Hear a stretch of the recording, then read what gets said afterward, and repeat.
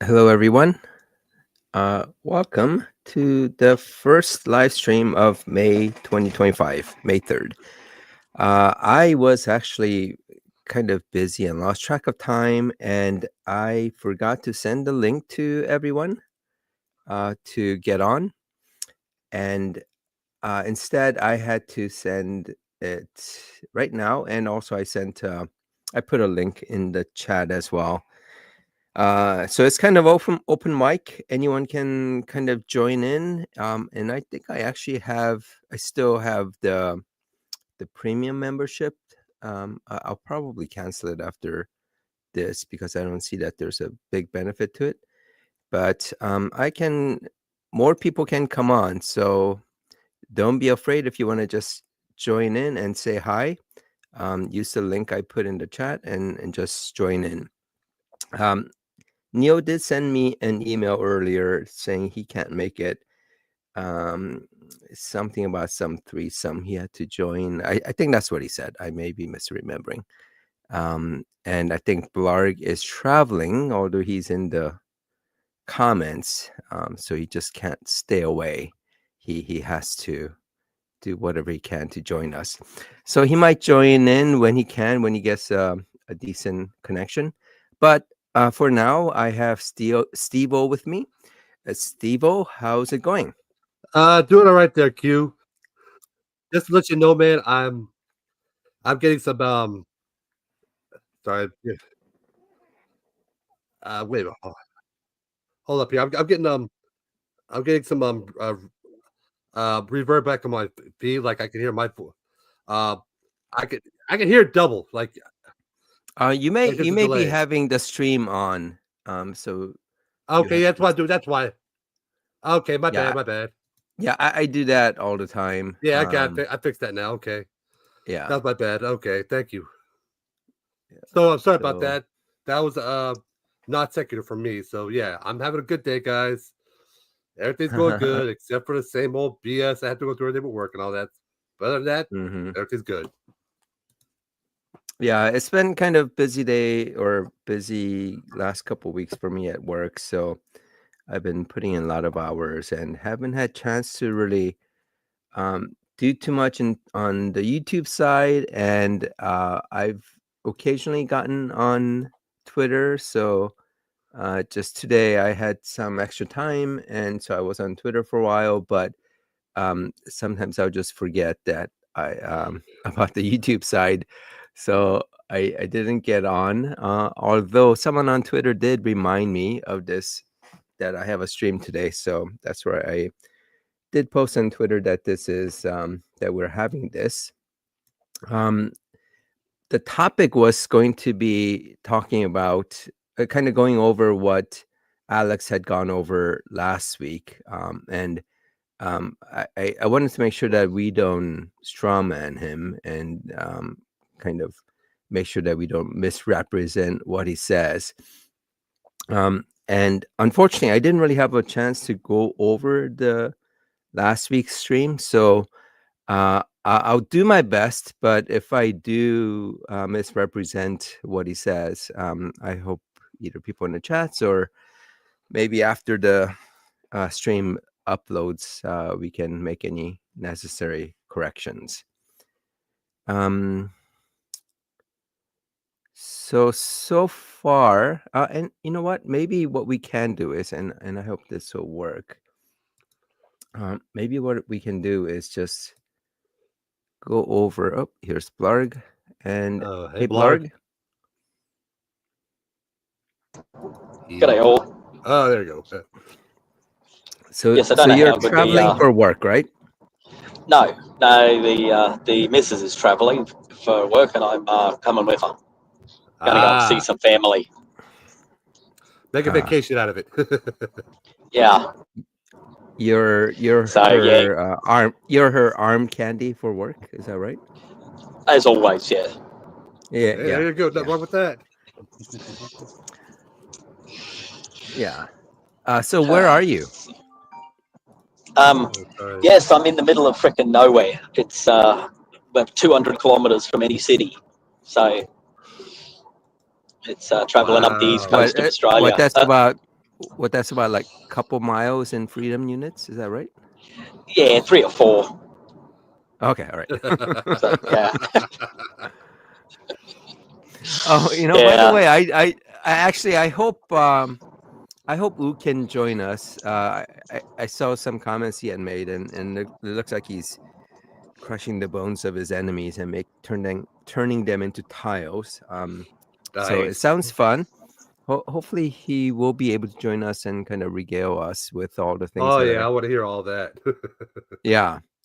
But with just talking about Australia, I did see a news article about how Australia seems to be turning against Trumpism, uh, which sounded pretty good. I think the fact that the Australian Prime Minister is venomous and poisonous is doing quite a bit in order to make sure that we don't get the Trumpism in Well, Australia that's anyway. it. Yeah, yesterday was actually a federal election. Oh, interesting. Yeah. Yeah. So back before Trump took over, it looked like we were going to have the opposition take over. So we're going to turn over. At the moment, we've got well, prior to the election, we had a party called Labor Party, who are essentially more like Democrats. And then on the other side, in opposition was the coalition, which is Liberal and National Party. But that's weirdly, the Liberal Party is the Conservative Party. They a little bit like what happened in America, where the Democrats used to be conservative and the Republicans used to be sort of liberal. They swapped ideologies after they named the party. So yeah, we saw the same thing sort of happen in Australia. So yeah, we had Dutton, is the guy who looks a little bit like Voldemort, was looked a shoe-in to become our next Prime Minister. But I haven't seen this morning how the election went last night. But in early counting, it looked like the not only was Dutton not going to become our next Prime Minister, he might not even have a seat. So in Australia, you don't vote for the Wow. Prime Minister. Yeah, it's It's what like they call in that. Canada. You just sorry. I'm sorry, I was gonna say that's kind of like first past the post type of elections. That's what I've heard. No, we have a system a little bit like what I think you guys have up in um, Alaska, which is the preferential voting. Oh, okay. So it makes for a slightly more complicated counting process. Yeah, ranked choice. Yeah, but it does mean that we have lots and lots of parties. Yeah. So yeah, or instant runoff is sometimes called as well. So you just put, Yeah. in our case, you have to, where I voted, there were 6 different parties running for the House of Representatives, and for the Senate. So there are 6 senators in Queensland who get elected, and there may have been 100 candidates, but you don't have to fill in 100. You can just count. Put in numbers from 1 to 6 or 1 to 12, depending upon how you decide to vote. Yeah. So whether it's by party or by candidate. So it's a slightly complicated, but it does mean that we have a system where you don't have to have just 2 parties. Yeah. If both parties are shitting the people, you can go along and vote for the Green Party or vote for Family First, is essentially the religious party. We have a guy called Clive Palmer who has the Trumpets of Patriot. Oh, sorry, Trumpets Patriot. Trumpets are some bloody stupid thing. He's a Is it clown about who, with Trump a lot of first? money. Yeah, trumpet, as in Yeah, but is Patriot it about trumpets or Trump? something. He would love to be Trump. He's It's just based on Trump. he's a big fat billionaire who just keeps trying to buy elections, but he's incompetent at it. No one likes him, so that doesn't By the go. way, all all this politics may be moot at this point because October 31st is the end. Although Paul doesn't say which year, right? So it could be Yeah. October 31st of year 9999. Who knows? But Uh, I just want, I presume he means this year. And I just want to kind of call out that we've had a few people like Garrett Strong is the most memorable one who actually declared a date of the rapture. And, a lot of us had asked him, so what are you going to do when the rapture doesn't happen? Are you going to make some excuse and give that verse from Matthew's saying that, no man knows the date or time and all that stuff? And so, to no one's surprise, and I think this was July 19th or 20th of last year, rapture did not happen. I'm who would have pretty thunk sure it it? didn't happen.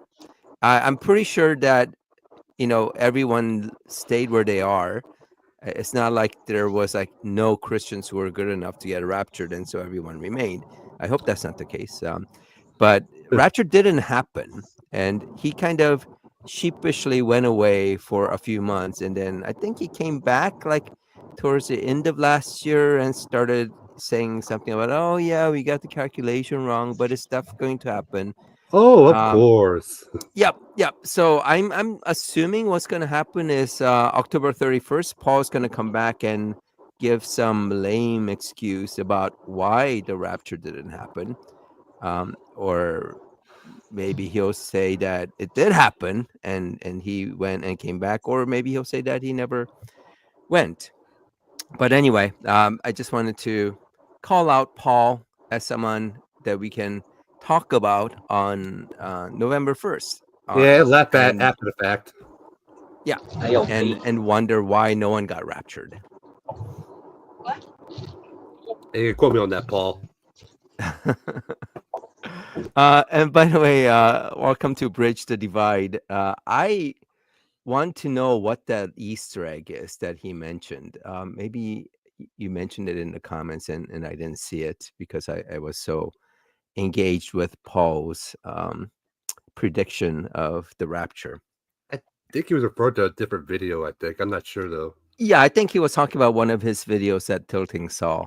Yeah. And let me just post a link to his channel and everyone can go and check it out. Oh, Paul wants us to time him out, so I'm going to just go ahead and do that since he asked for Yeah. See you later, Paul. Nice knowing you. Don't come back. it.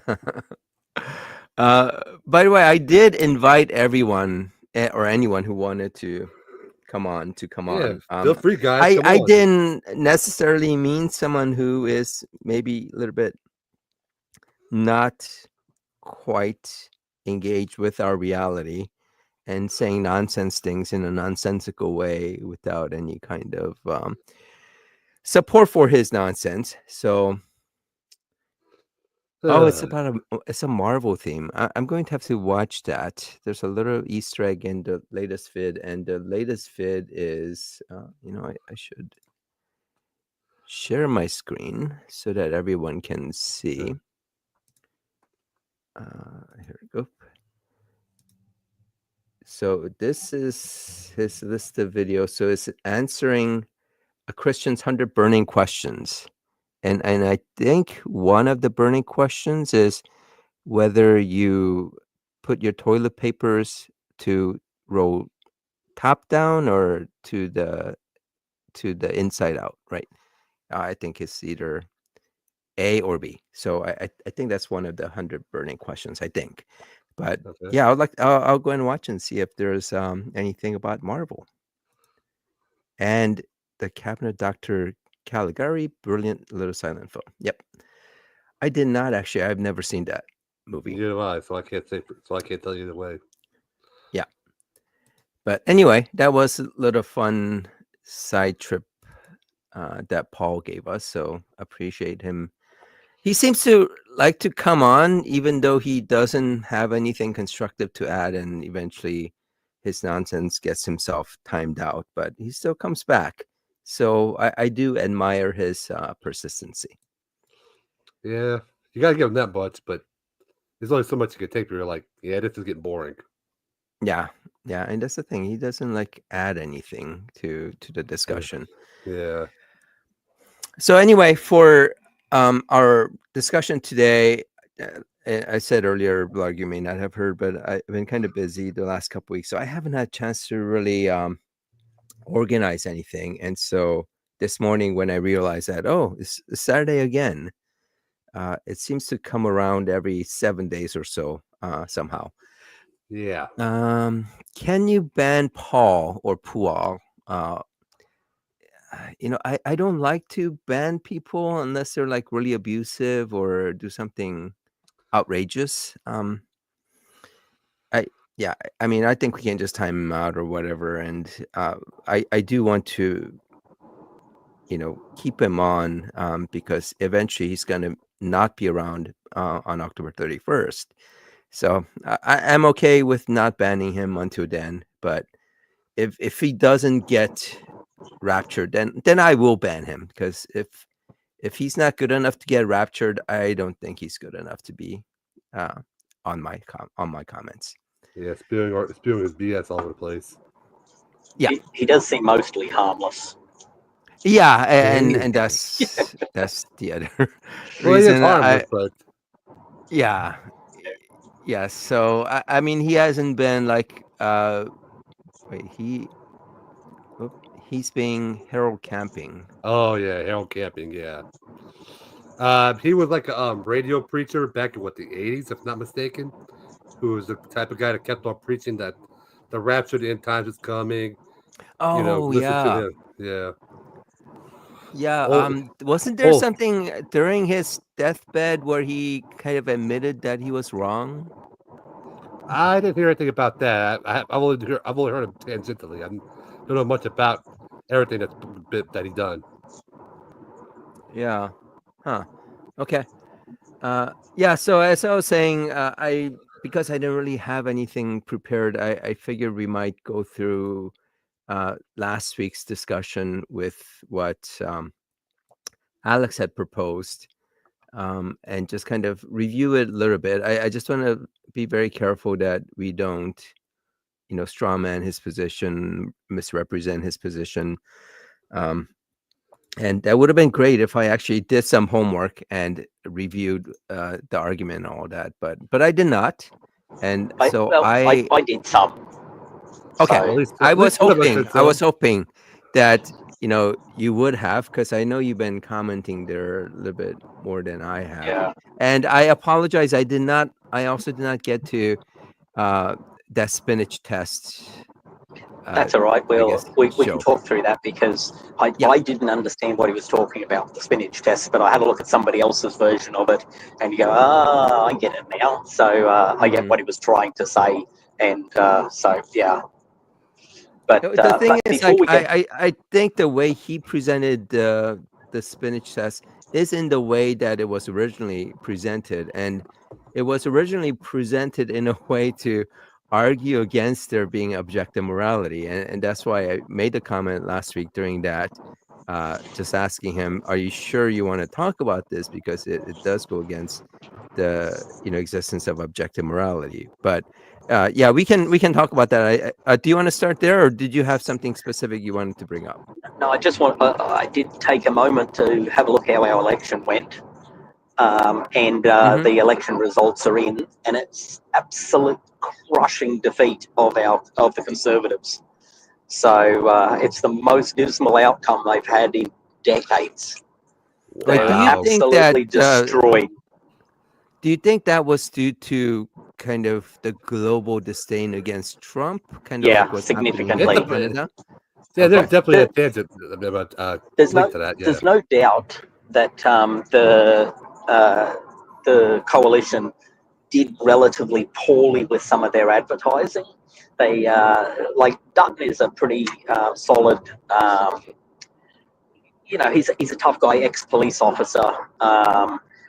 he's not a strong man per se, but he's he's he would probably be a reasonable leader if I believed in his general sort of form of politics. But yeah, they with in an era where need someone strong enough to stand up to how the situation is in China and America and all the rest of it. They at the last moment they also tried to his starting softer side. You just go it's not a great idea. But anyhow, in our in the in Australia, you need 76 seats to in the House of Representatives to take government. You can do it via a coalition and run a minority government. That works, and it would have worked fine if these guys got it. But so far, they're up to around 88 out of the required 76. So they have a straight up And majority government. they've got an easy run on majority government. It's not even going to be close. And there's still seats outstanding for them to win as well. At the moment, the coalition is only up to 37 compared to 88. So it's an absolute crushing defeat. And Dutton lost his seat as well. So he won't even be in the parliament. Real quick question. How big is your House of Representatives? How many seats does your House of Representatives hold? Hang on. It's whatever 176 times 2. 100. So, Okay. yeah. So that's what they need, 76 to win. So 153 or 151 or something like that. So 37 is what the LNP currently have. So it's and yeah, still sort of somewhere between 15 and 18 seats have still yet to be called for any given party. So look, they might, even if the national coalition get everything that's remaining, they're not even close to being able to govern. And then if they use there are 10 other seats that will have been won by some other party, one of the minor parties so far. Even with them, they couldn't form a government. So yeah, there is absolutely no path for them to even be a consideration in the next government. So yeah. By the way, is this definitely meaningful? Trump. Is this meaningful at all? This map, I can't make heads or tails of it. Hang on. Where are you? Give us a look at that from a bit. Blow it up a little bit more. So, by the way, hello to Sunday. I think he had been gone a while, but he's back. So hello, and also apparently for camping, Jesus is like your Canadian girlfriend. Definitely there. You just couldn't see her. The usual fallback excuse. Yeah. I mean, he's right behind you. Right behind you. Oh shit! No, he's not. I think you miss him. I think you miss him, but he definitely exists, and it's just he's in spirit form. Anyway, yep. So yeah, sorry about that. Can you see the screen now? With the map. Actually, I have no idea if that's even like valid or true. I just put up an image. Trying to read this. I understand what it's telling me, but I'm just trying to get all the details. Well, maybe this is better. That's better for the most part, yeah. It kind of tells you that I actually I don't even know, is this even Australia? I presume it is. It is. Okay. But almost 50% is Labor. Oh no, it's not 50%, sorry. In terms of number of seats. 73 seats. So Labor almost has an outright majority. I'm not sure what that sound was. I have no idea.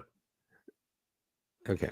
Anyway, yeah. I was trying to give some visual Blark so that people can get a sense of what you're talking about. It's just from the non-Aussies, I think it's harder to follow along.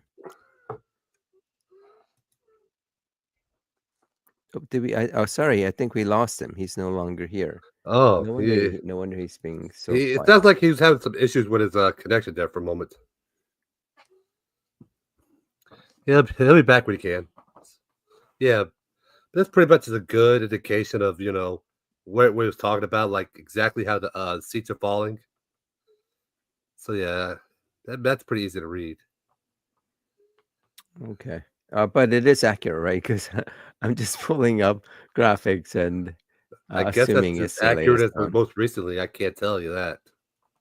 Yeah.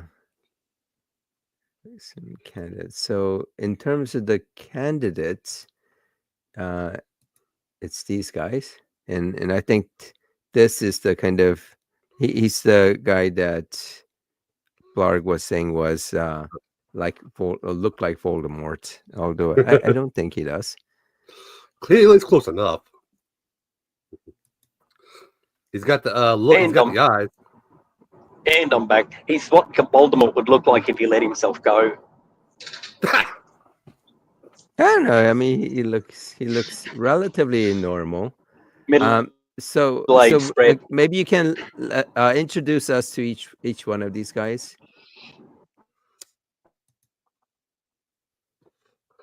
So the left is the Labor Party guy, the Anthony Albanese. Is that right? I believe that yes, he is. I believe that he's the current prime minister, if I'm not mistaken. Mm-hmm. And who's the guy in the middle? I think he's Yeah. So Go ahead. Albanese is the venomous guy. He's the one on the left. Mm-hmm. Venomous or Yeah. poisonous? He's both, right? I think he said that. Yeah. And the guy in the middle is neither venomous nor poisonous. But he's green, so He's green. Yeah. yeah, I think he's the leader of the Green Party. I don't know his name. So Let's see. And the guy on the right is Peter Dutton? Or am I wrong? I'm going to like embarrass myself now. okay. Yeah, I think that is Plug. If you're talking, we can't hear you. I think he did show a picture of him. I think that is him. Yeah, Like a I couple think years ago. that's Peter Dutton. Yeah. Um, I think Blar's having some connection issues right now. So yeah, that's what happens if you let your wife drag you around to her work stuff. Let's see. I mean, because shouldn't she be in the kitchen barefoot and pregnant? I'm not going to say anything to Wait, that. no. So you're not backstage, Blarg, because oh no, now he is. Okay, you're back, Blarg. So I think did we've so drop far. out again. Okay, yeah. So far, without you, we've kind of figured out the guy on the right is Peter Dutton, and the guy on the left is the venomous, poisonous Prime Minister Anthony Albanese. Who's the guy in the middle? Yeah, he's the leader of the Greens by a fellow by the name of Adam Band. Okay. Yeah, it doesn't at the moment. He hasn't got any seats, so Yep. You are not getting. We can't hear you on this. it was assumed that there would be he would pick up some of the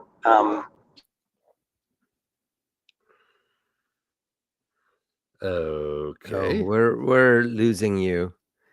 While we wait on Blarg to get to a place within a couple 100,000 kilometers, or is it a couple 100 million kilometers? Couple of hundred, I believe. Of a signal tower. Sunday did put up a question about Trump's posting himself dressed as the Pope. I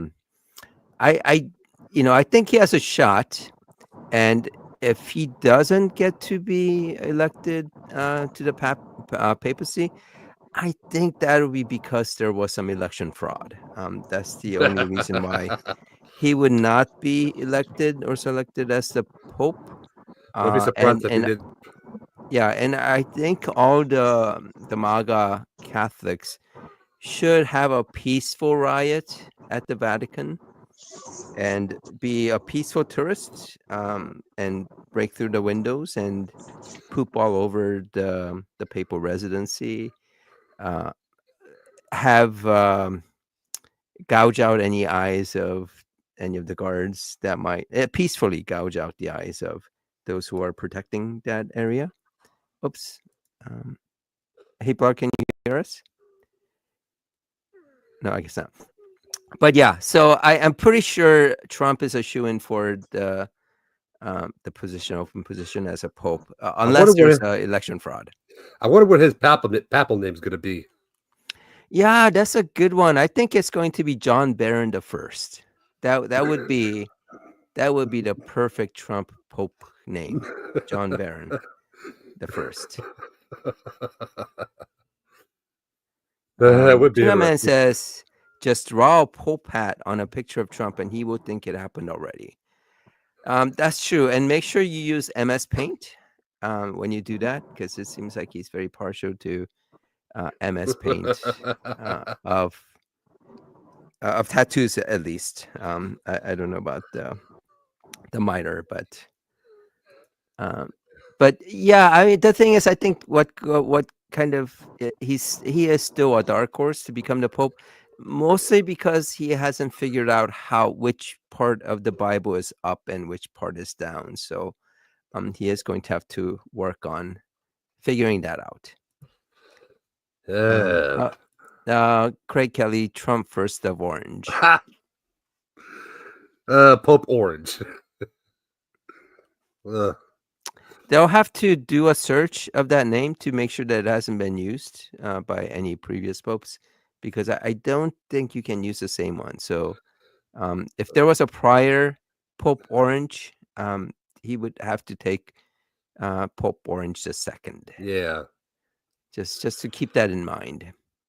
Maybe we should just start and Trump keeps on saying egg prices have dropped by 80%. And it has dropped by 80% if you realize that during Biden's era that the egg prices went up to like $1,000 per carton, I think. So it may have actually dropped by more than 80% from that height. By the way, I did hear that Trump was going to do an executive order to change the name of the San Andreas Fault to Biden's Fault. So look out for that. That'd be a laugh a minute. And Tilting Windmill says, times actually my eggs have dropped from $11 per dozen to $10 per dozen. And that makes sense because I think that's 80% drop. So I think that's why Trump is saying that there was an 80% drop. Because everyone knows that if you go from 11 to 10, that's an 80% drop. So yeah, math ain't math in there. So Blarg, I've been kind of going on sarcastic rant a little bit, so hopefully you can rescue us from this. So we don't care about the guy in the middle, right? The green. He doesn't even have a seat.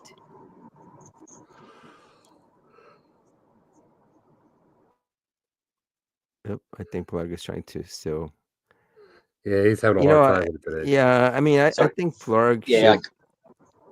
Yeah, go ahead. Sorry, I couldn't quite catch what you're saying there. Hopefully, I'm coming into better reception now. So yes, we can actually hear you. The bars are growing. Woohoo! Okay. Yeah, that was a very dead spot. Are you actually like moving right now? Are you like driving or traveling? Yeah, we're driving. Oh, you're driving. Okay, so you're en route. Yeah, you're en route yes, we are en route. Yeah. So that's why it'll vary a little bit as we travel along. We just went through a very dead spot. Okay, and you have 5G. So unfortunately, we have we have some 5G over here. The towers are there, but and the trees are there and the birds are there, and doesn't seem to fit the narrative. That's all right. But anyway, I was having a little giggle over the Pope thing, and I was going to say that if they are going to have a riot in the Vatican, it really needs to be done peacefully. Yes, of course, it has to be peaceful. I need to find a good peaceful place to riot set up so I can record containing all breaking and gouging and stuff. Yeah, as long as it's done peacefully, it's just tourists, and there are a lot of tourists at the Vatican, so it'll be fine.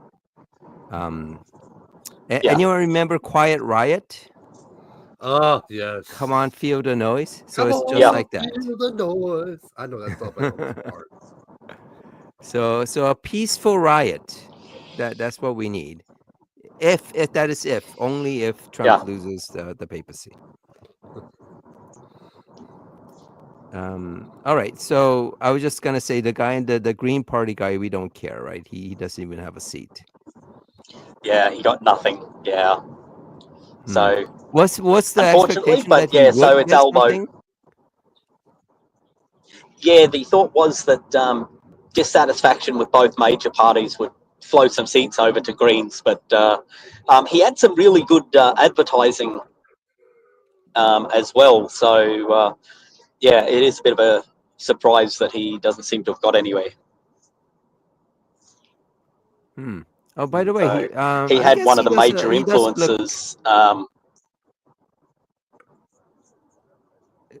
Sorry, it seems like there's a delay, so keep going. I was just going to say he had great advertising because he also had one of Australia's bigger influencers endorsed him and made him look a bit cool. So, but yeah, doesn't look like it helped.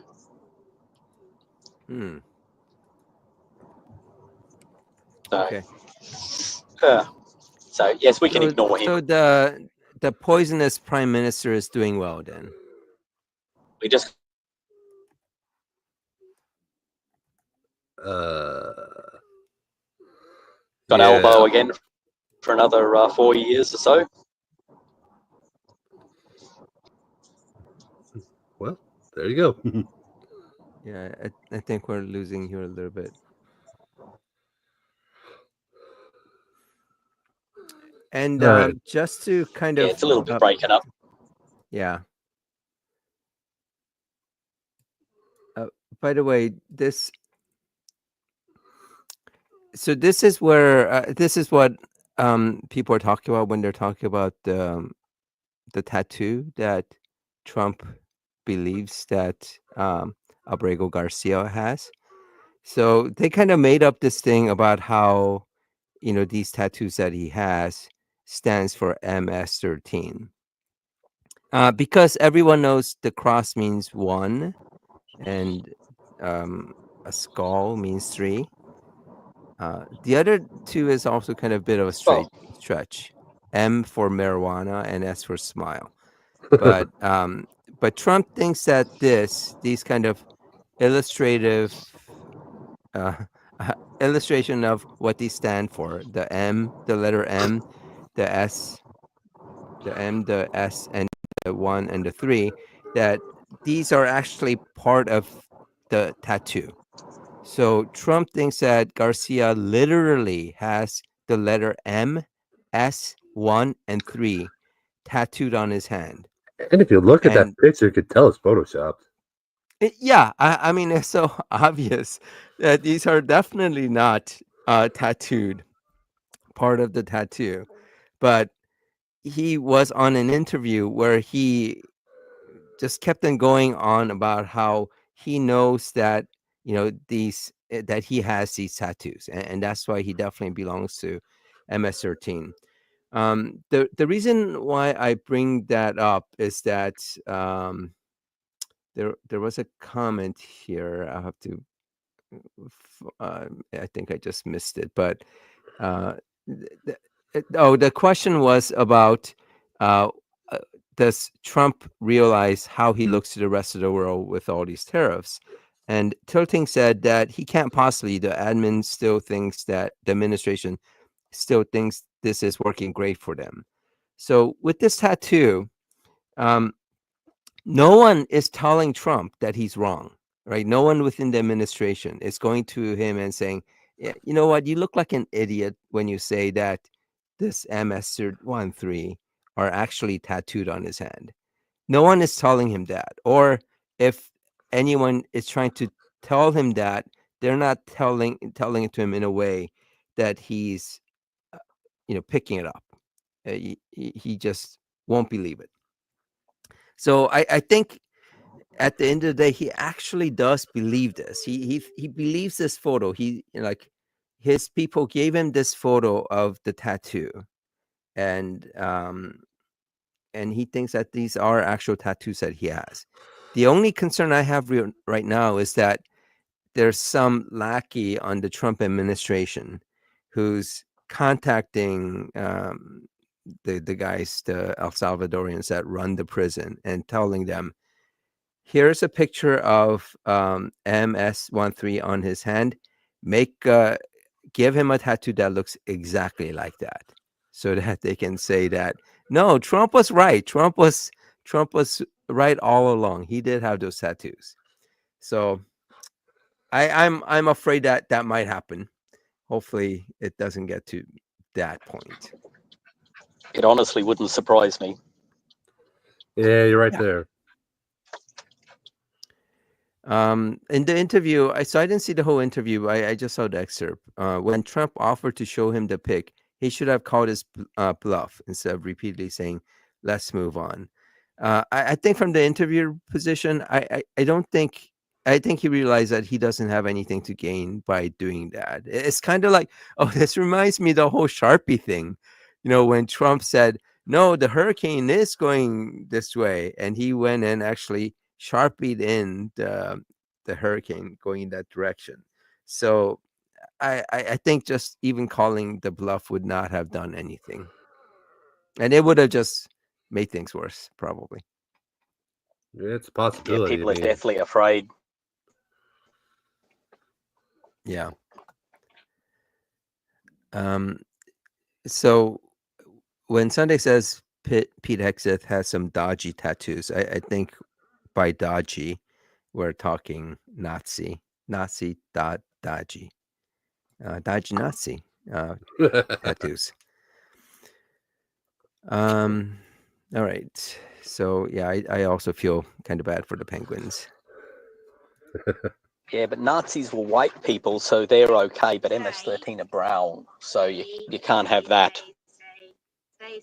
Yeah. Just wait. Tuna Man says, remember the Cottingham ferries? Some schoolgirls, cut out pics of ferries and put them in poses and took pictures that caused people to believe that ferries are real.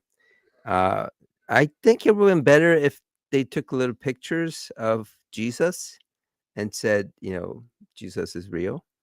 I wonder how that would have went over. Yeah. Well, it would have been a definitive evidence that Jesus exists. It would have been a picture of Jesus. Something other than a picture of Jesus on toast, by the way. Yeah, you're right. So, Flarga, you still there? I've been just going on a riff.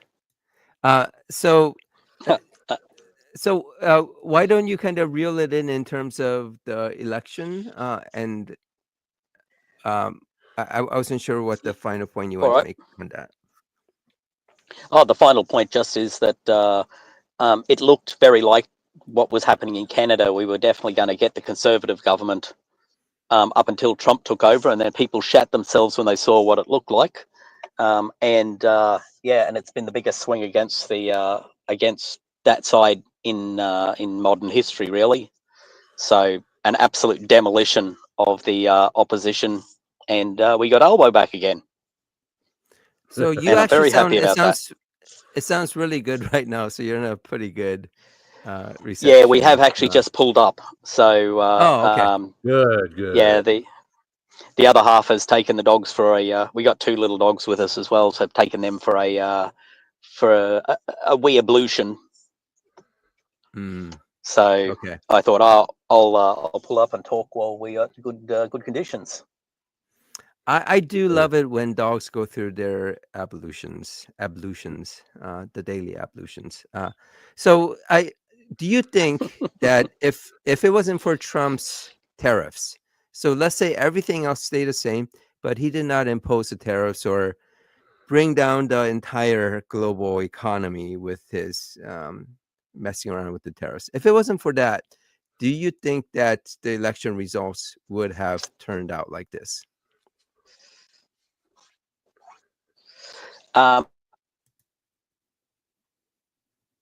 Well, tariffs, for example, but all the other bullshit that went with it as well, the racism and the obvious cruelty. A lot of people see some elements of that within the Conservative Party as well, within conservatism, I think as well. So people who would be normally sort of somewhere in the middle, but maybe lean towards conservatism a little bit, would be a bit concerned about that ideology currently because they're seeing what's happening. So the reason why I ask about the tariffs is because, because all the other stuff like racism and all the just kind of the inhumanity within the Trump administration, that's not new. That was there, even in the first administration, and tariffs were Yeah, there in the first but administration, but not like this. Yeah, it's all of it. Everything is much bigger and nastier this time round. So and it affects like it's affecting everybody. It's sort of reaching out around the world. But yeah, you can guarantee that all the bits of the Trump world have conspired to be part of the outcome. So yeah, it's definitely Trump inspired this outcome, and for that. I'm reasonably happy. We have a pretty functioning government, no matter who's in power. Both sides work together quite well. They don't just sit and completely naysay. There is definitely bipartisanship in lots and lots of government activity in Australia. So we're doing much better than that here. So it wouldn't have been terrible if Dutton got in. He had certain things that he wanted to do.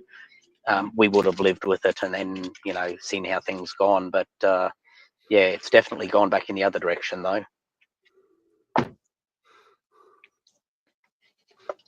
though. So that's about enough, I suppose, to cover off what our government. Did you want to move on quickly while we've got good conditions to the spinach test and some of that stuff? Yeah, just before that, so Tuna Man had put in this. There's a story about Mormon Church where they have a picture of the Jedi Qui-Gon Jinn, thinking that he was Jesus. I don't think that's true. I think it's this. Oh, I think it's Obi-Wan. Yeah, the young Obi-Wan. Yeah. Yeah. Get the right Jedi. Come on. Exactly. Come on, Tuna Man. Yeah, Star Wars, man. Star Wars. How can you mess this up? I just can't have people not getting the correct Jedi on this. But That's yeah, right. let's go to the let's go to the spinach test. All right. So, can you kind of give a synopsis of what the synopsis of the correct spinach test? Yeah.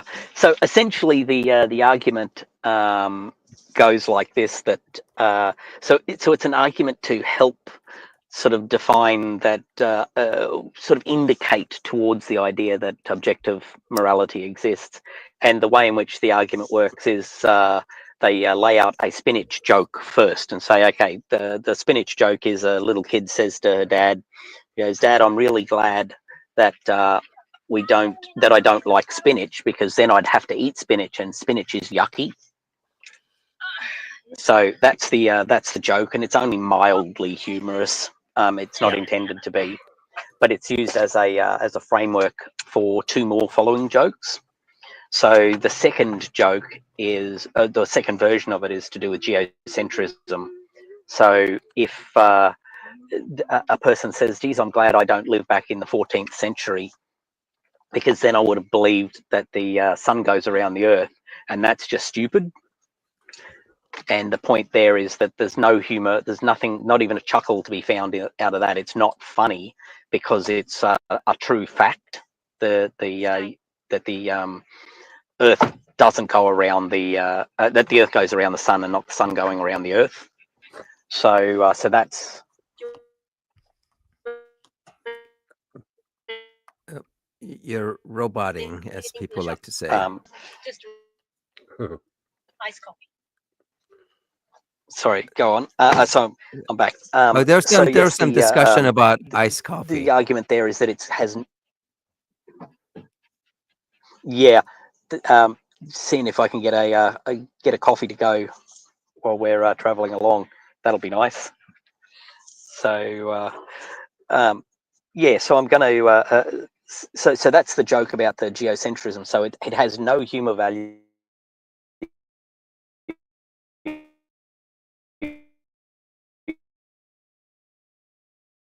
Big joke is, geez, I'm glad I didn't. I was fine. And that's not funny either. So the argument is that humour is found in things that are subjective. So that subjectivity about the spinach is geocentrism is a true thing. It's an objective fact that heliocentrism is the model, not geocentrism, and it's not funny. So therefore, because the slavery joke is not funny, it must point towards the idea that morality, and specifically in this case the morality of slavery, is an objective fact. Does that make sense? That they're trying to compare these the humorousness of a joke in that format Yeah, so points I towards think objective or subjective. so I think that's where the divergence is from the original spinach test idea. Because the original spinach test idea wasn't about, like with the geocentrism, it's not funny, but with the spinach, it is funny because there is subjectivity with it. Because I don't think the original argument is about the level of humor indicating whether something is subjective or not, or whether it's dealing with something that's subjective or not. But I, I think the idea is that just to say that something sounds silly, just because someone is kind of arbitrarily saying something is yucky, um, it's it kind of indicates that uh, you are dealing with taste, regardless, or I guess in the case of the geocentrism, just kind of personal subjective belief, right? The personal subjective belief that spinach is yucky, or the personal subjective belief in the geocentrism. Whether it's actually true or not, I think the idea is that with the spinach test, that at the end of the day, you are just saying something from your subjective viewpoint. Uh, when you say that, I don't like spinach because it's yucky. So, like morality is like, going a little bit to the primitivism. When someone says this is good, and it's a primitive that is good, and and the justification is because I think it's good, right? Because that's ultimately where it's coming down to. So that's where I think the spinach test is really uh, supporting the idea that morality is subjective. At the end of the day, it just comes down to this is wrong because I think it's yucky. Yeah, Did that make sense, I or is can't that remember random? I can't remember the name of the philosopher who made this modified version of it to get to it, but he was definitely trying to argue that morality is objective, where he Okay. got to it. So he may well have picked up on the original one, and then that's where this version of it came from. So he Okay. modified that. But yeah, Whereas I said, well, my thought was it doesn't make any sense, because I proposed a fourth joke and saying, just imagine you lived in first century Rome and you're a slave owner, and you go, I'm really glad I don't live 2,000 years from now, because then slavery would be immoral, and I really like owning slaves. That's not funny either in any way, which then leads to, well, I don't think that's funny, but if, for example, that is funny, then it proves that slavery is subjective using the spinach test. If it isn't funny, then it proves that slavery is moral, because it's the exact opposite joke. So it can't really give you the opposite. So yeah, I think the person who made this analogy is really stretching. I posited that the reason the slavery joke isn't funny is because it's a really dark joke that just it has no value of humor in it anyway. That's why we don't find it funny. It's not because it's true. True things are usually used as being funny. You know, something that makes a joke funny is that it has a ring of truth to it. So yeah, I found it was a really strange. Oh, David Enoch is the name of the philosopher. Okay. Yeah, it's just seems wrong. It does. Yeah, I don't know why people haven't piled on a little bit harder. But anyway, Yeah, I I mean, just don't think you can get there. Yeah, I'm definitely not convinced with that version of the argument either. But one interesting thing about the geocentrism is that, there are certainly people now, right, who will say that geocentrism is right and argue it and say that it is objectively right. Yeah. So this and for those people, they would think that it is kind of a funny joke. Oh, geocentrism. It's Yeah. right because right. So it it I mean, just it's, fails. It fails yeah, every way exactly. you want to look at it. Yeah. Yeah. So A.L.E., and I'm not sure who A.L.E. is. Somebody new. Rome, Nice. what's that? I said somebody new. Nice. Okay. Okay. The Rome hypothetical also supports objectivity of morality. It's not funny because the speaker is wrong. Oh, is that a response to Craig? No, if it's you a don't like response to me. slavery, oh, okay, it's response. Yeah. Look, I don't. That's not a bad comeback, A.L.E. As an argument, but I think with all the rest of what we were saying, there also supports the notion that it just doesn't really work, because the geocentrism is funny. The idea that geocentrism is not true is funny to a person who really believes it is. That somebody would argue that that heliocentrism is real is flat earthers laugh at the idea of us poor stupid schmucks who fell for the globe model. They think that's hilarious. So yeah, the objectivity just doesn't really ring. But I'll pay your argument there, Ellie.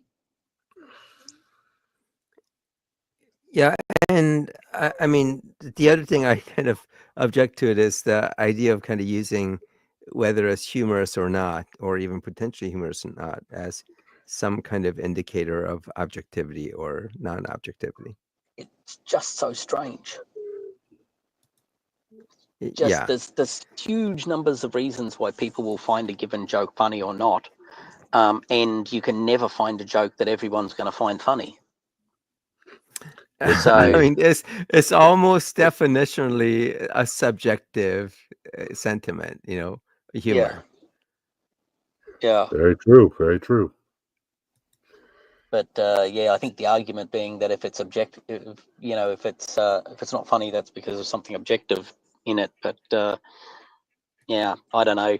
Biden tripping up the stairs never stopped being, of Air Force One, never stopped being funny. That was entirely true. that he tripped up the stairs. And there wouldn't have been any humour in that joke if Biden hadn't been a frail old man. You know, if just a regular person tripped over his feet on the way up, not really the same joke. So, yeah. Yeah, just from an argument point of view, it doesn't seem to fly. Was there anything else you wanted to bring up?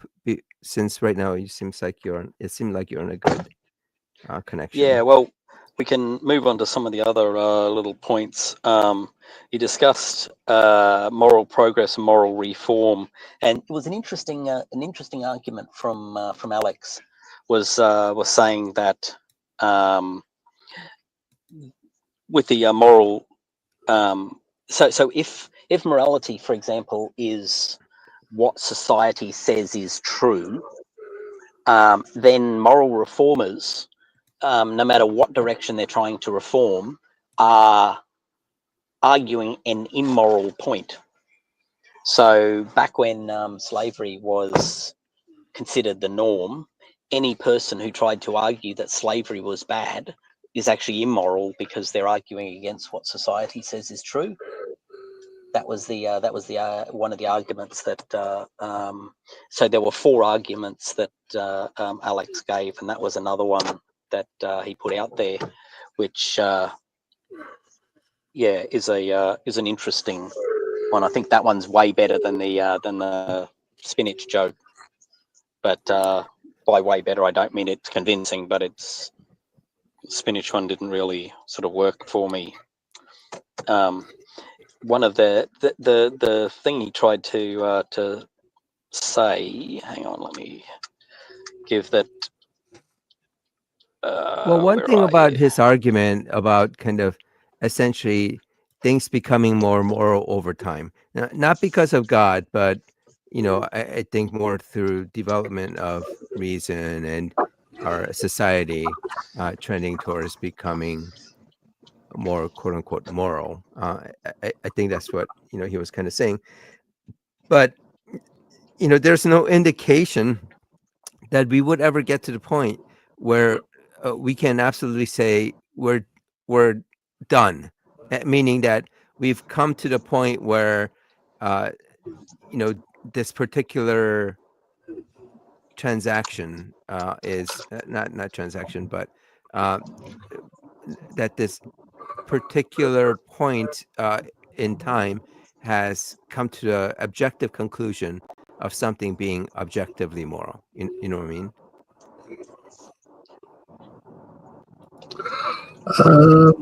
Yeah, or that we've come to the we've achieved the moral truth. Right. Exactly. We've reached the goal. Yeah. Yeah. Okay. That's exactly right. And one argument I had against that idea is if you have a think about moral reformers, for the last say 30, 40, maybe 50 years, there's been a lot of moral reform towards improving LGBTQI rights. Huge improvement from that perspective that I would call improvement. But as we just saw in November last year, Americans as a collective rejected that essential position, and the reformers are now pushing in the opposite direction. So, how can you argue that there is a moral truth and a moral? So he had the image of a growing graph that sort of keeps going up towards his ultimate truth, but in this case it's flipped back in the opposite direction, and you're saying, well, how does that support the notion that there is an objective moral truth that you're moving towards, and we make progress along the way? How do we know that any of these exist? And we don't. So it's a strange. No, we don't. But essentially, his argument was really that these are all indicators that we have an objective moral. That there's an objectively moral truth. out there, but yeah, I think it's better. My argument for reformers is that there's a couple of different parts in there. One, he explicitly sort of states that it's a very simple. He has it as a very simple concept that where's the specific got it right. Sorry, you're dropping out or something. There's a this gets used a lot. We're moving again, unfortunately. Sorry, guys, but so yes, if I drop out, that'll be why. But essentially, it was the word "just" gets used. It's just an evolutionary thing, or it's just a, and you go, well, it's a much more complex. It's much more complicated than that. Than this just notion, and it does. It seems to be one of the things I've noticed out of Alex's arguments. And please, if you think I'm being a straw man here, let me know.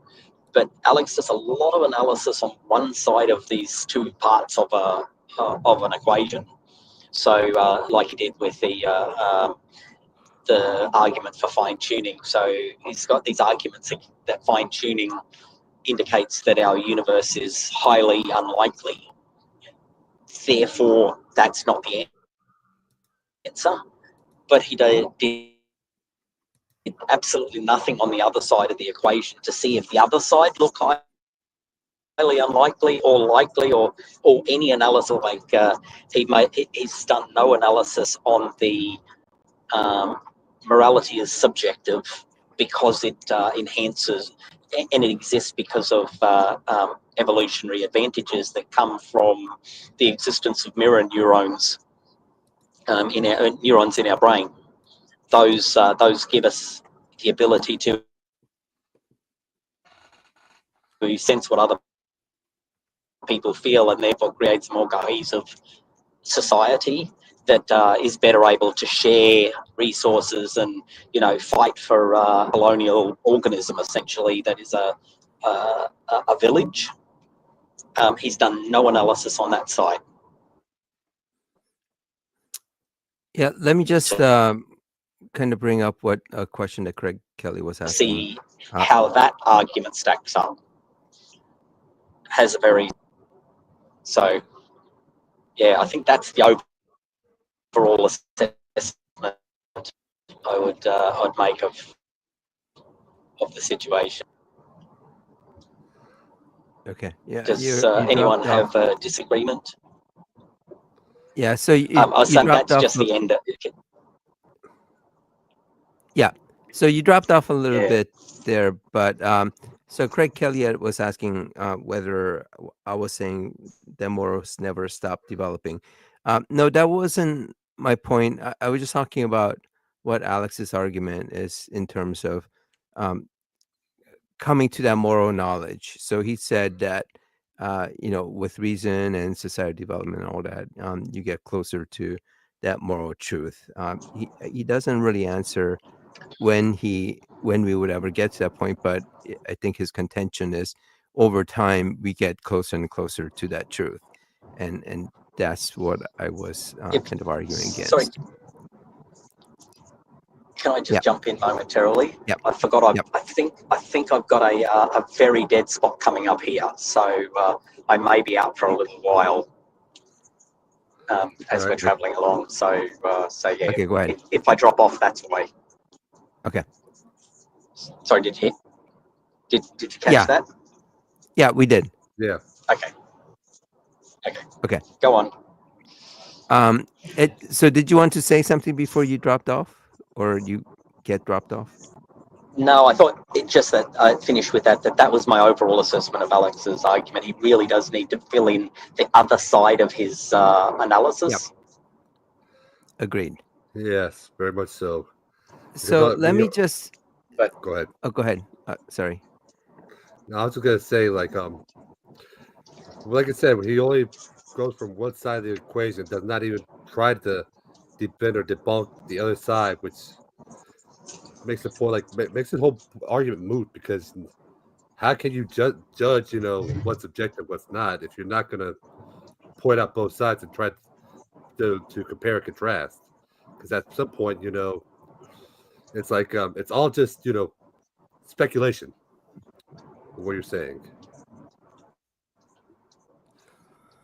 Yeah. Okay. But it doesn't really even manage to rise to that sort of speculation because he doesn't even speculate over on that side. He leaves that out of his argument. Yes. Yeah, because like we said, with fine tuning, So, yeah. he all he does is say the universe was crafted for us. He does not try to say we are a product of how the universe came about. So he makes no point. So it's like, how are we supposed to say how we got here if you're not going to make that other point, try to contrast how your argument goes? So I did Yeah, well, bring in up my case, I his. was arguing it's the God side. He Uh, didn't compare it against does God make logical sense. So it's saying does the universe make logical sense? Barely, as right. as a sort of an accident. But does the God side of the equation make sense as a and just go, oh well, no, God always existed, so we don't need to talk about that. You go, oh, you probably need to talk about that. Yeah. Yeah, because the universe is just chaos, and he's trying to argue that, I guess maybe I could be wrong here, so feel free to correct me. But he's trying to argue that the universe, and this is a constant argument by all these people that argue fine tuning, is that the universe, there's a design to the universe, which is not. It's pure chaos. It's just things work out in a certain way. And I No, lost that. the argument's a little bit more sophisticated than that, Steve-O.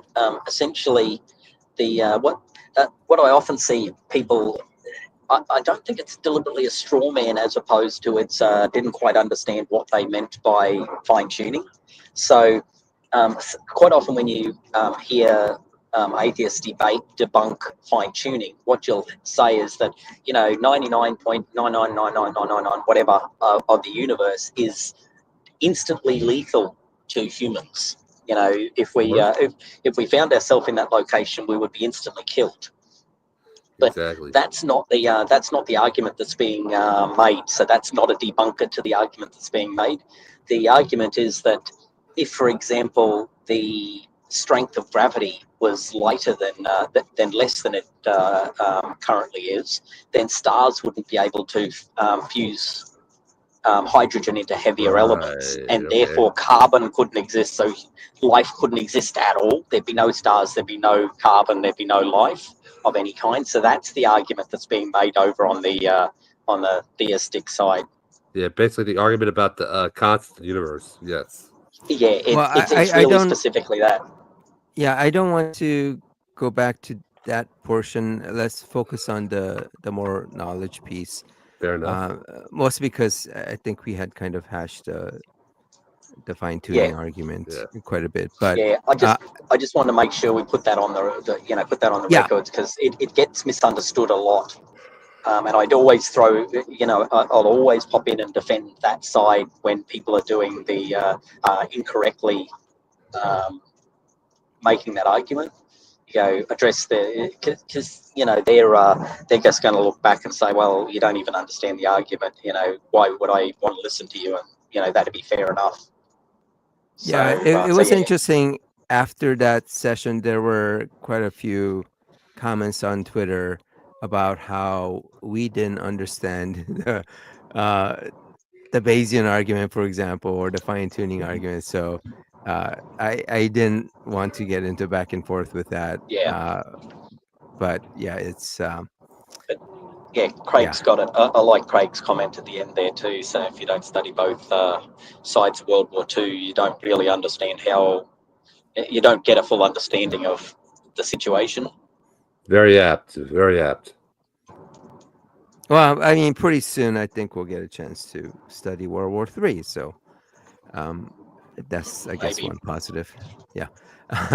So just going back to going back to more argument, I brought up what Alex had put up, and again, I'm trying very hard not to misrepresent what he's saying, and hopefully we don't. But I bring it up because of a comment that Ellie had made previously. Uh, that just to clarify that Alex's argument wasn't a moral argument for God; it was a moral knowledge argument for God. And he wasn't arguing God exists because we have morals, but because we have knowledge of morality. Very different. It is still a moral argument for God, uh, you know, regardless of how it's a one flavor of the many different moral arguments for God. So Ellie says it's the difference between saying this argument is Yeah. based on the existence of plants versus this argument is based on the fact of the study of botany exists. Not It's semantics, really, there, because Yeah. all you is just saying the same thing. yeah. So because the thing is, like, the idea of the existence of moral knowledge presuppose that there is something that we have knowledge of, right? So we could have no Yeah. knowledge of of morality, and morality could still exist. So that's where, even though Alex is couching it as a quote unquote moral knowledge argument, it really is still an argument based on there being a morality. And ultimately, it's a morality that he's going to at some point have to argue and say that it's there because of God, right? Because if you don't do that, Yeah.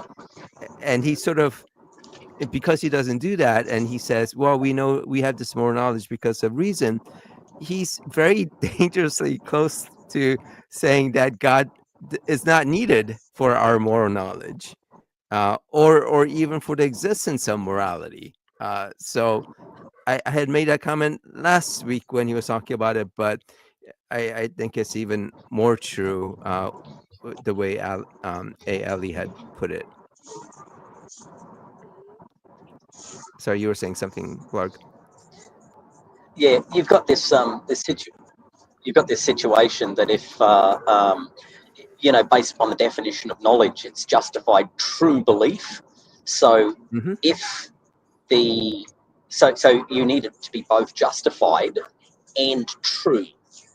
So you can't have moral knowledge, objective moral knowledge, if you don't have objective morals to know.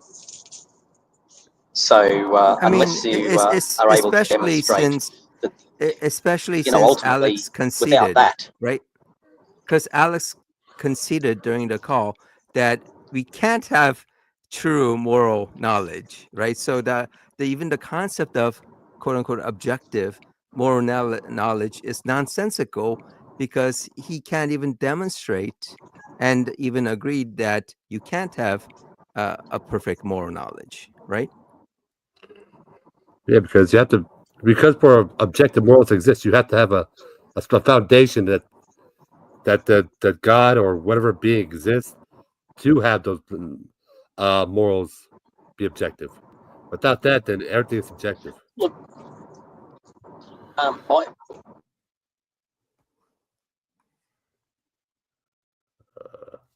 Oh, looks I like think we lost it there he for a must moment. have hit that dead spot. Okay. So Ellie says the moral I'll argument. concede Ellie's last point there. That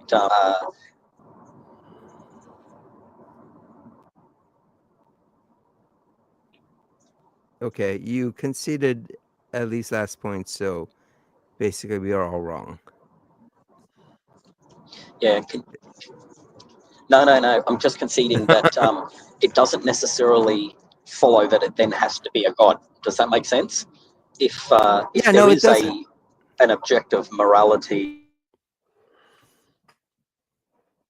that there is a truth for God, so unless he's going to take that step as well, it's kind of pointless. And the thing is, like, okay, let's say, and I think Elias right that moral knowledge argument uh, doesn't depend on that it doesn't need. Oh, I guess it depends on what you mean by the moral knowledge argument is, but yeah. So if morality is not dependent on God, there is no logical connection to get to be able to say that moral knowledge is a proof of the existence of God. Yeah, that's exactly it. That's Yeah, that's precisely the problem, yeah. So it's no longer because you know if that P then Q. It's the just it's a euthyphro P, it's a Q. question. Yeah, that euthyphro question, you know, is God one of the horns of the dilemma? Is Yep. that morality exists outside of God? And in that case, if we're on that horn of the dilemma, yeah, you go, okay, well, objective morality exists. So what? You don't get the next step to God unless God is the cause of that in some way. You Right. have to demonstrate a causal link between the two. Um, so Yeah. I mean, without that causal link, it basically says that there is an objective morality outside of God. So we don't need God for morality. And if we don't need God for morality, either for the ontological morality or epistemological morality, then you can't do a moral argument. for Whether it's God, more knowledge argument, you can't have that argument for God. yeah, it's a non sequitur. Exactly. Yeah. Um, Yeah, so it's like basically, saying, yeah, go morality ahead. exists. Oh, and by the way, so does God. Yeah. Yeah. But then you have to demonstrate God or whatever being that you're trying to demonstrate. Yeah. Without that, then there's nothing. But I mean, we Does don't that even sound get right, to that Ellie? point. I'm sorry. Oh, Like you're just saying, does asking that Ellie? sound right, Ellie? Yeah, go on. I'll let them respond. Yeah. I think Craig Kelly scared Ellie away. So thanks, Craig. Oh, never mind. Okay, so ALE did respond. The moral knowledge argument can go like this. Say objective morality is just floating out, totally independent of God or biology. How do we know it? We evolve for survival, not for morality. Yeah, no, that's Uh, fine. Yeah, we've all but for that's the same problem. That's the same Yeah. problem as the argument that Alex made with his. It's just that we evolved for survival, but morality is a form of survival. It improves our chance of survival because it improves our ability to operate as a community and share resources, share food, Yep. share protection, share the care and raising of offspring. All of these things come from those mirror neurons and the hardware of morality that Mm-hmm. we evolved. So there's nothing mysterious about it. It's just it's a very if you have a look at every single communal organism that you get, like whether it's chimpanzees or baboons or various birds. All of these, in all cases, you find examples of morality.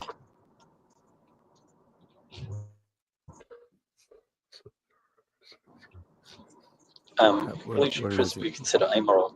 Yeah, but we only consider it amoral because we have a different situation. So I gave the example previously of a world in which, so we can consider a world in which humans produced millions of eggs, and we just drop them into a river or into an ocean, and those tiny little offspring live for themselves. We wouldn't care about looking after those children. It wouldn't be a matter that we need to have anything to do with. So, yeah, what we consider moral and what something else considers moral is not going to be the same because it's based upon what improves the evolutionary success of that particular organism in its environment with its reproductive strategies. Yeah, so I was actually going to. I mean, I didn't want to. Because you had kind of interrupted me when I was trying to make that point that that with evolution there are kind of objective principles, and I think you Yeah, brought up that example to say that no, there are not, because you could have a situation like where you said where our mode of reproduction could be different. When I was talking about there being objective principles, I wasn't talking about those specifics of it, but the oh yeah, fact yeah, that there are those kind of principles in this in the case that you're talking about the principle of fecundity, right? So you could have different levels of fecundity that drive kind of different end results in terms of what is considered moral or not. What yeah, I'm saying is that, yeah, that's actually part of it, right? That is part of the overall principle of biology, of evolution, that you know takes you to these kind of development of these moral sentiments. So yeah, I mean, you were talking about a very specific case, and I'm just kind of rolling all that as part of the kind of the overall evolutionary yeah. principles that, yeah, You could definitely do that. You could like step it up one level higher and say, okay, here's a set of principles that, or a set of equations. Essentially, you put in the details of those equations, and you'll pop out the other end a version of morality that's associated, that's specific to that particular condition. I suppose that I mean, the thing is that you were able to kind of come up with that example of, if humans got to the point where they're just essentially like, dropping eggs all over the place, you would get this set of, different moral values. But you got to that point because of kind of overall our understanding, our model of evolution, and how that would yeah, drive these type of kind of uh, base, I guess, base biological requirements that would, with the addition of society and culture, etc., would result in a set of moral systems. yeah, which is why I'm completely against at the end of Ellie's last comment there, said it's hypothetical, it's independent of biology. No, it's entirely dependent on biology. Exactly. Yep. Yep. It's Yeah. 100% derived from biology. Yep. And Ellie is, and at the beginning was saying that this is why Alex was trying to demonstrate the objectivity of morality beforehand. And the problem is that he did not. He never at any point demonstrated objectivity of morality, and I think in a sense conceded that uh, in a certain sense we can't even have knowledge of that objective morality.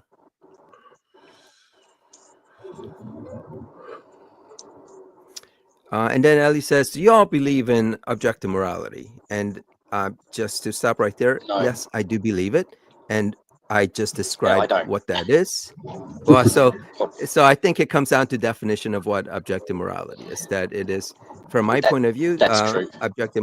objective morality is just set of moral principles that's independent of a personal um, subjective stance. So it's not any one person uh, being able to dictate and say this particular action is moral or not moral, but it's subjective because there are kind of uh, non-subjective principles that drive these kind of these kind of moral sentiments. So if we were not like if we did have a biology where we only have a few offspring that we spend and take a lot of time and effort and resources to raise, you will, I think, inevitably get to the type of moral systems, moral sentiments, I should say, that we have, that through, like I said, with society and culture, you end up getting things like slavery is wrong, or that it's wrong to kill, wrong to steal.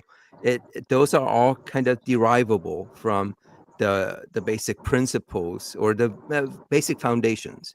And in our current situation, the foundation is things like empathy, right? Things like sense of justice and fairness, because there are limited resources, and in a social, so in the kind of the social structure that our societies, I guess is kind of redundant, but because we are in this social structures, those things matter to us because they have an impact. The idea of fairness, of justice, of equitable distribution, etc., all those are important, are, or as Alex would say, are, have the primitive sense, idea of good. It is good because it is based on these foundations that we really can't escape from. Our morality would be very different if you are just completely isolated. You didn't have to depend on anyone, and there was, you and there were no kind of constraints on resource. Your morality would be very different under those conditions than in the conditions that we have. Yeah, And then can the I rest also of, add? Well, yeah, go ahead. I was going to say I went looking after a discussion on psychopathy for whether there's a known scientific link between psychopathy and motor neurons, and found a paper that I did link in the that I put up a citation for in the thread, that was a meta-analysis of the evidence for it, that concluded that psychopaths, their mirror neurons do not function the way they do with everybody else. They function atypically. So as a result, it's easy enough to argue that our view of morality is entirely effectuated by the presence of those motor neurons, which give us a sense of how other people are feeling. So we're able to experience someone else's pain when we consider the idea that we're going to steal something from them or we're going to hurt them in some way. We feel that pain, and therefore we don't like it. So that drives moral understanding. Whereas with the psychopaths, they do not feel that pain, so they have a very different understanding and therefore a very different morality. So again, this is biology-driven morality. Yeah, and to address Ellie's second to last comment, that at least the way I describe objective morality is different from how most philosophers that would use that term. No, that's not the case. So there's a general understanding of amongst, I guess you want to say other philosophers. Uh, I think there's a basic understanding of or definition of what objective morality is which is basically that it's moral facts or truths that are independent of your subjective stance. So your human opinions, emotions, or cultural conventions. But that doesn't mean every philosopher has an identical definition of what objective morality is. And how they're derived, etc. There are definitely nuances. There are different opinions, different beliefs, and all that. And what I'm saying, the way I described it, is not completely out of the norm of how other philosophers would discuss the concept of objective morality.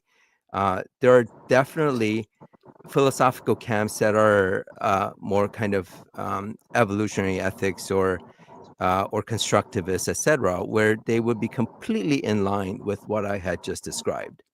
And to the last question, that there been less confusion, contention in the presentation last week, if everyone had been on the same terms about what objective morality means, I would take objection to that, because I don't think there was like some huge contention here. I mean, it's a discussion. We have different viewpoints. We discuss it.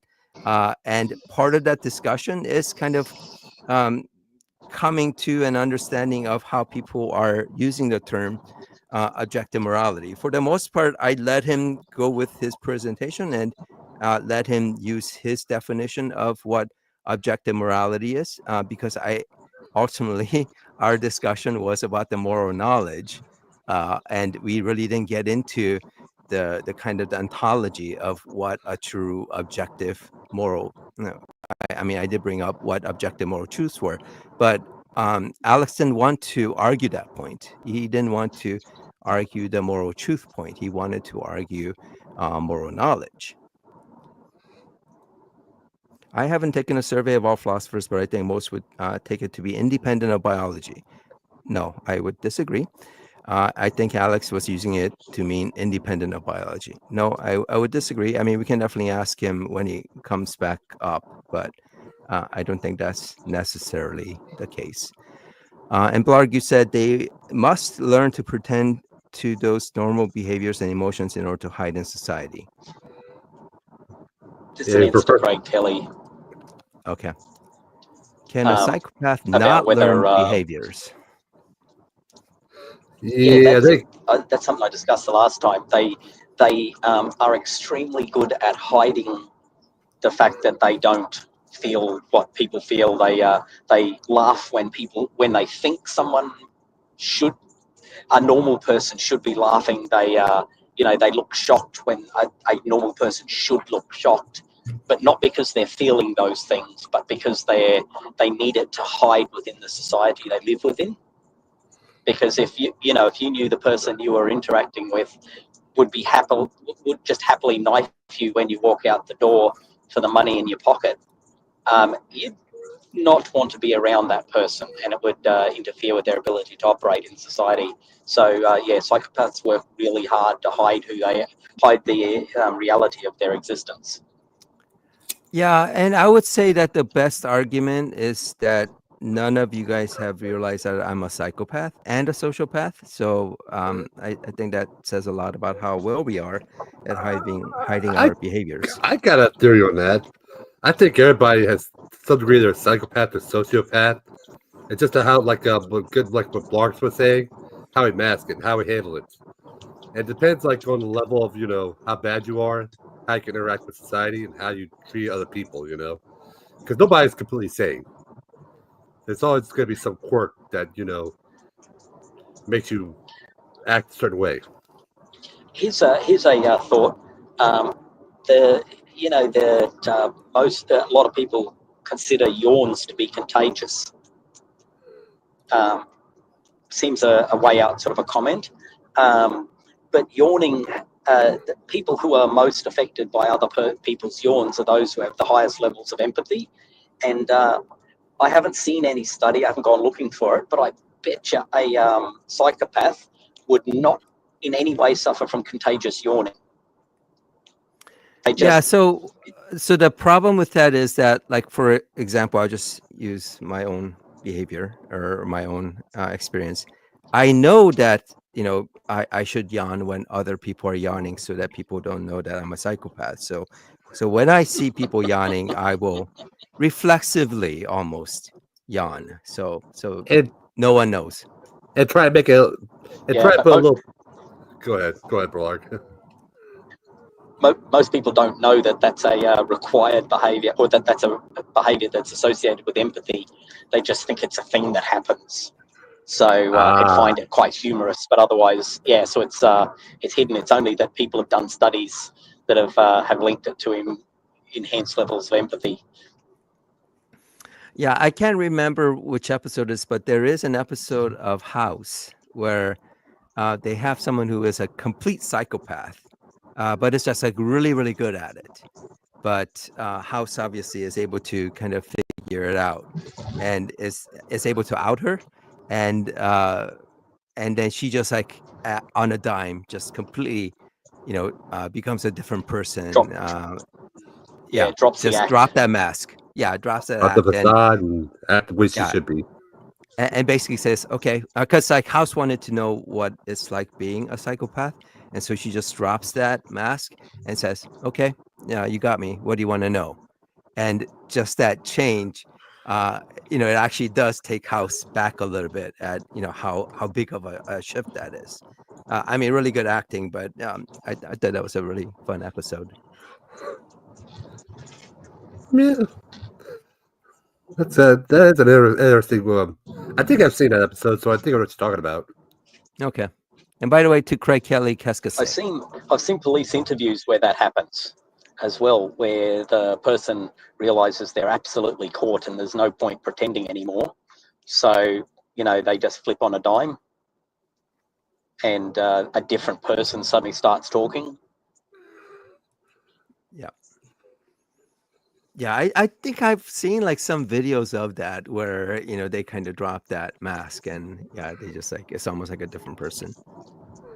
Yeah. And by From the way, you never pour the milk first before the cereal. yeah, that's just a crazy That's person. like yeah, that's like psychopath 101 where you have to learn not to do that. Well, I must be a psychopath when I was a kid because I tried that when I was a kid. All right. All Okay, right. so I'm glad we didn't like go too much into what Alex's arguments are. Like I said, I didn't necessarily want to misrepresent him, but I will misrepresent him now. Well, Go hopefully I ahead. do. But um, so um, his overall argument is, and we didn't really wasn't able to really contend to it because he wants to just get to the argument. But this idea that we have moral knowledge and naturalistic evolution is aimed at reproductive fitness, not true moral beliefs, which I don't agree. Moral truth is not necessarily connected to reproductive fitness. Again, that wasn't supported. Not true at Given all. theism, Oh, you're God right. knows moral truths and desires moral agents to know moral truths. Again, a claim. And Thus, there is not more demonstrated. likely. Go ahead. Go ahead. Sorry. I just Oh, said okay. not demonstrated. Yeah. Yeah. Thus, there is more likely to be alignment between our moral beliefs and moral truths on theism than naturalism. And I mean, and overall, theism is a better explanation of moral agents with moral knowledge than naturalism. And that's where, the conclusion just, I mean, is in a sense kind of, like we said, non sequitur. Even if it is the case that there is is a better explanation, that means nothing to me. The fact that something is a better explanation doesn't make it the right explanation, right? It might be better, but it might actually be wrong. So I just objected to the overall argument, but we did kind of spend a lot of time on the Yeah. idea of And the the problem moral with that knowledge. is that there are so many different schools of thought when it comes to what's moral, depending on your culture and all that. So, what's actually the right and the wrong. We don't know because there's just many different schools of thought. So I don't Yeah, know about. Yeah. Go. I'm sorry. uh, no, that's fine. Blarg, are you still with us? Yep. Okay, all right. All right, so I'll kind of close it here. We're at hour and 40 minutes. Hopefully, we can get him back on, and he is not put off. Yeah, Craig, I'm sorry, but Alex did say he took offense to a lot of the comments that you made, and he will never come back again. Sorry, that was me being a psychopath. Yeah. No, I think we all. Alex is quite good when you engage with him.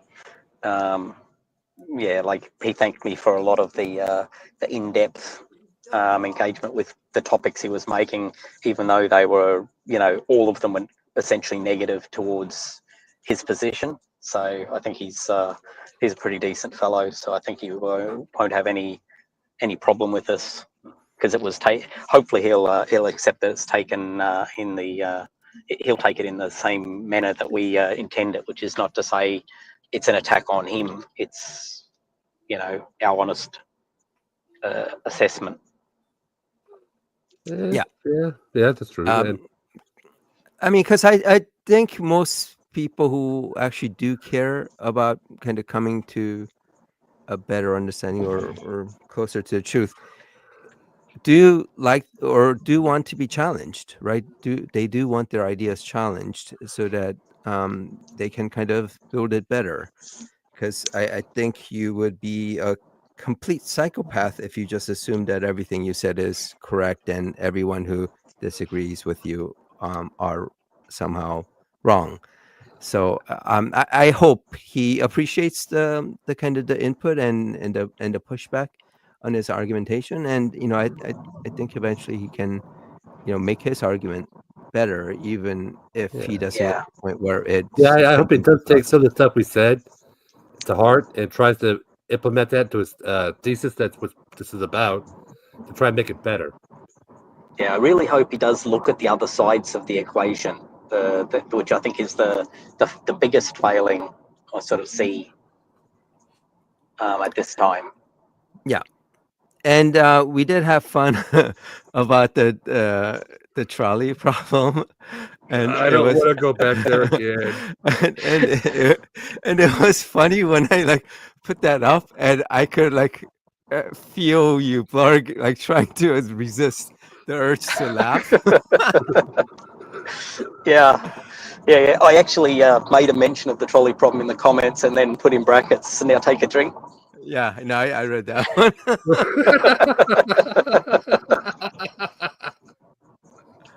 But I mean, like I said last week, I think trying to apply the trolley problem to whatever moral system or beliefs that you have, I think is a good thing.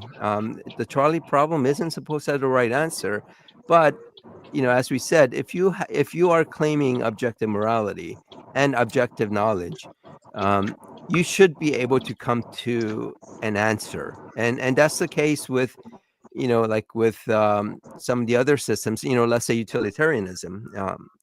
And I know maybe ALE might not agree, but utilitarianism is a moral realism. It believes it, or it posits a moral reality that's independent of the subject. And within that case, utilitarianism will come with an answer. They'll get to the answer to that dilemma.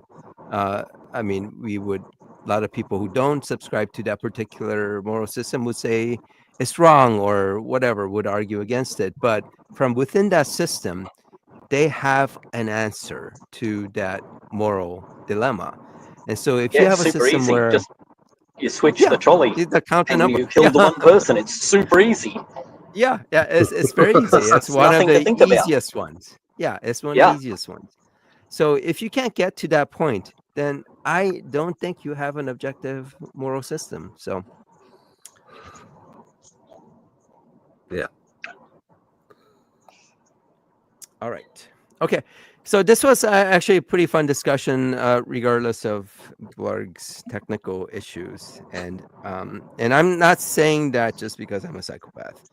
But this was fun discussion, guys. Yeah. And it's I was actually hoping there were a couple people who I thought might come on from Twitter to join in on the discussion, but regardless of we had kind of a skeleton crew, and I did want to kind of mention that with John Clark.